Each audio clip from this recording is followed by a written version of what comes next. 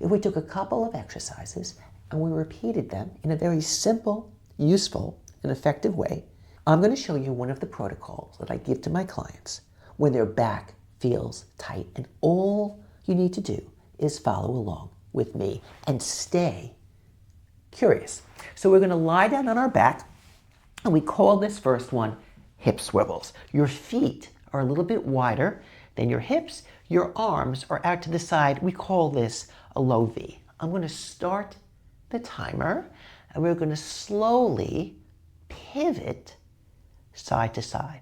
Now, if you need to take a moment or two to look, to check, to see what we're doing, take your time, because we have the luxury, the gift of doing this for 1 minute. We also are doing this as an experiment of what would happen if we repeated these exercises a few times. Would we feel better in the body? So if you're doing this for the first time, this first one, you can look, you could check, you can adjust, because we're going to do this experiment together and see how much better we feel after a few really useful and usable exercises, doing for about 1 minute each. And as we go through this, notice for yourself how your back is starting to release. Okay, that was the first exercise. The next one is that you're going to have your knees in line with your hips, arms out to the side, and we're going to be over here in what we like to call a reclining twist. Now, get curious. What would happen if we stay with this long enough for it to work? And sometimes staying with something for a minute can seem like a very long time, but it gives us the luxury of being in the body, of not necessarily worrying about the body, but having an experience within the body. The goal is to stay curious and to feel better in the back. Let's keep those goals in mind. That was 1 minute. We're going to bring ourselves down. We're going to do the other side. So the legs come up into a tabletop position, and we're going to let the legs fall to the left, staying with this long enough for it to work. Get curious. If it's the first time you've been doing this, or the first time in a long time, give yourself the gift of taking your time, of setting your stretch up so that it works for you. Do you need to put a pillow underneath your head? Do you need to come out of this? Is a minute too long for this first round? Get curious. And when you come back to this class, or this series, or this exercise, stay curious. Is it easier the next time? Is it easier once you've done it a couple of times? So good. Come back to the center. So we're going to do that round one more time. Arms are out to the side, feet are a little bit wider than the hips, and we're going to slowly, with curiosity, do our hip swivels. Now we're doing it the second time. Is it easier? Is it smoother? Is there less compression?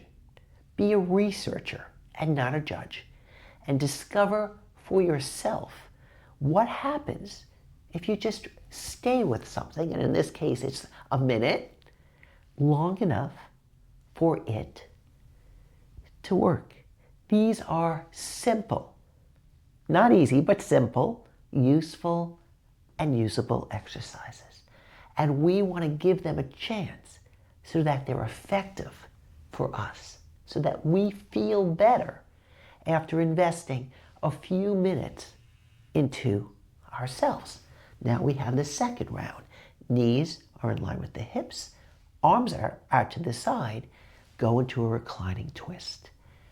Pause. So now it's the second time we're in this. Set it up and then breathe a little slower. If you're not sure how to do that, inhale for a count of 4, 3, 2, 1. And exhale for a count of 4, 3, 2, 1. Get curious. Does the longer breathing help your body decompress? Does the longer breathing help you be in your body instead of thinking about your body? Breathe. Come back to the center. Pause. We're doing the other side. The knees are in line with the hips, and you're going to let everything fall over to the side. If this is too much for you, you could place a pillow or a blanket between your knees, and we have other videos on the channel that discuss how to set that up if this is too much. Breathe. Go back to that inhale for 4, 3, 2, 1, and that exhale for 4, 3, 2, 1. Get curious. What happens if we slow the breath down? What happens when we stay with something long enough for it to work? So good. We're going to come back to the center. Our hands are on our hips. We're going to push the lower back down into the floor, and then we're going to release. We're going to push the lower back down, and then we're going to release. This is a simple, useful, and usable movement that if we just stay with it for 1 minute, the back becomes a little bit less compressed. The brain becomes a little bit more in tune with the body. The hips get warmer. The body becomes less congested, less compressed.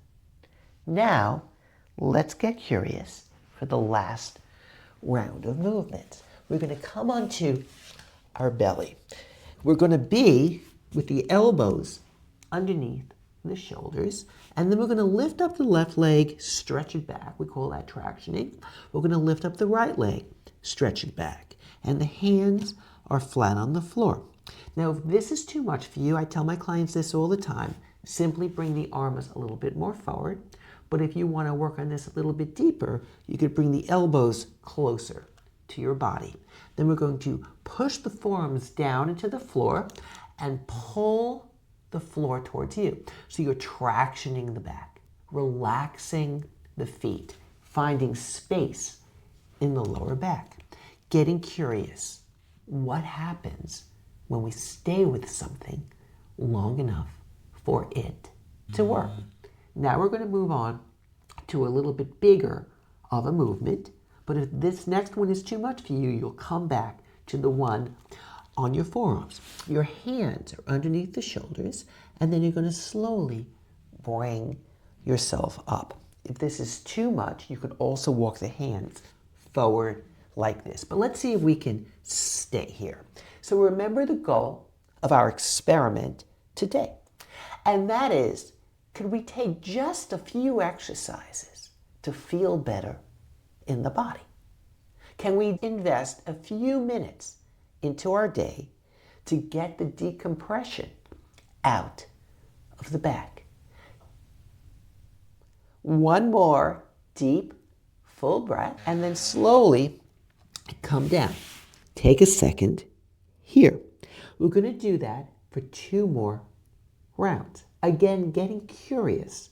What happens when we stay with something, a simple, effective, useful, and usable routine, long enough for it to work? The hands are underneath the shoulders, and we're going to bring ourselves up. To deepen this, to add on to this, we're simply going to breathe a little bit deeper. Inhale for 4. Exhale for 4. Inhale for 4. Exhale for 4. Get curious. What happens when we stay with something long enough for it to work? So good. We're back down on our elbows, taking a second here. We're going to do this one more time. And for this last round, let's get very, very curious about how our body feels, about how our back feels, about how we feel about the movements we did. We'll do this together. Hands underneath the shoulders. Push them into the floor. Bring yourself up. Get curious. What happens if you breathe deeply? If you extended your inhale a little bit longer than you did before. 3 more breaths together.